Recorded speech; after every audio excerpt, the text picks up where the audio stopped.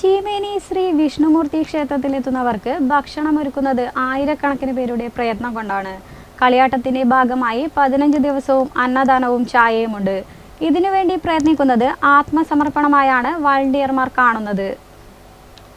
ചീമേനി ശ്രീ വിഷ്ണുമൂർത്തി ക്ഷേത്രത്തിൽ എത്തുന്നവർക്ക് ഭക്ഷണമൊരുക്കുന്നത് ആയിരങ്ങളാണ്.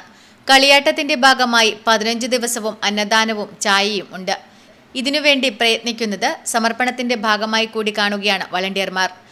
ആദ്യകാലത്ത് കഞ്ഞിയായിരുന്നു, പിന്നീടാണ് ചോറും കറിയുമായത്. മുണ്ടിക്കാലിലെ ഊട്ടുപുരിയിൽ വേകുന്ന ഭക്ഷണ പദാർത്ഥങ്ങൾക്ക് ഭക്തർ വലിയ മൂല്യമാണ് കൽപ്പിക്കുന്നത്. ആധുനിക സൗകര്യമുള്ള പാചകശാല തന്നെ ഇതിനായി ഒരുക്കിയിരിക്കുന്നു.